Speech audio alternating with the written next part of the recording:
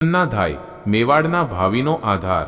ચિત્તોડગઢનો ઇતિહાસ, જ્યાં માં પદ્મિનીની જૌહરની અમર ગાથાઓ અને મીરાબાઈના ભક્તિગીતો ગુંજી ઉઠે છે, ત્યાં પન્નાધાઈ જેવી સાધારણ સ્ત્રીની ભક્તિ અને બલિદાનની વાર્તા પણ પોતાનું આગવું સ્થાન ધરાવે છે।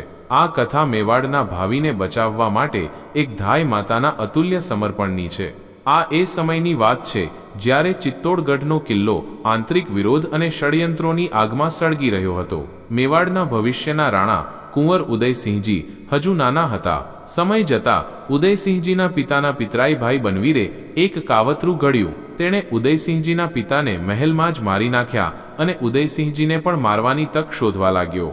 ઉદયસિંહજીની માતાને આ શંકા ગઈ અને તેમણે કુંવરને તેમની વિશ્વાસુ ધાય માતા પન્નાને સોંપીને કહ્યું, પન્ના, હવે આ મહેલ અને ચિત્તોડનો કિલ્લો મારા પુત્ર અને મેવાડના ભાવિ રાણાની રક્ષા કરવાને લાયક નથી। તમારે તેમને તમારી સાથે લઈ જવું જોઈએ અને કોઈક રીતે તેમને કુંભલગઢ મોકલી દેવા જોઈએ।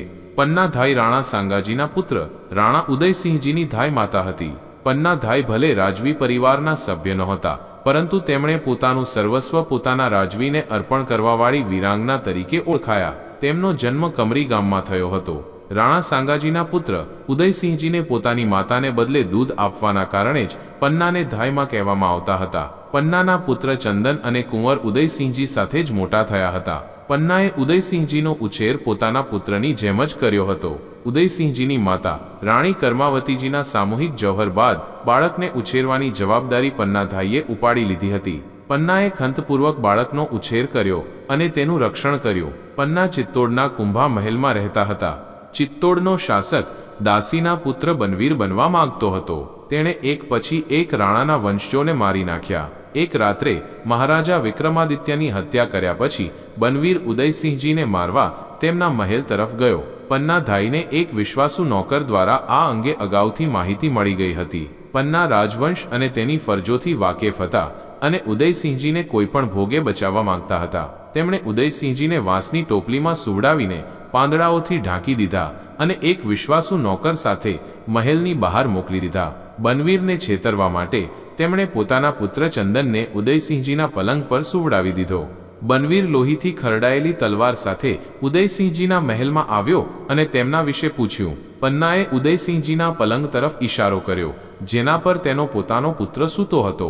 બનવીરે પન્નાના પુત્રને ઉદયસિંહજી સમજીને નિર્દયતાથી મારી નાખ્યો। પન્નાએ પોતાની આંખો સામે પોતાના પુત્રનું મોત જોયું, પરંતુ બનવીરને શંકા ન પડે તે માટે તેમણે એક આંસુ પણ આંખમાંથી બહાર આવવા દીધું નહીં। બનવીર ગયા પછી પોતાના મૃત પુત્રના નિષ્પ્રાણ દેહને ચુંબન કર્યા પછી તે રાજકુમારને સલામત સ્થળે લઈ જવા નીકળી પડ્યા। ધન્ય છે આવી સમર્પિત નાયિકા પન્નાધાઈને, જેમણે પોતાના કર્તવ્યની પરિપૂર્ણતામાં પોતાના પુત્રનું બલિદાન આપીને મેવાડ રાજવંશના વારસને બચાવ્યો।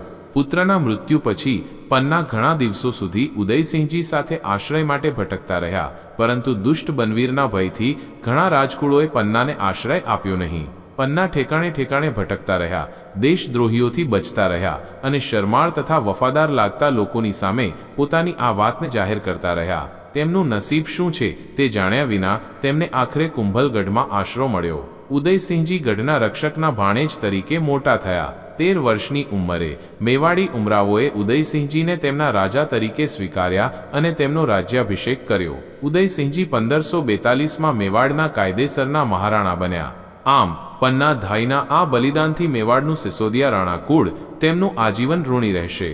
તેમના બલિદાને માત્ર એક કુંવરનો જીવ જ ન બચાવ્યો, પરંતુ મેવાડના ભવિષ્યને પણ સુરક્ષિત કર્યું।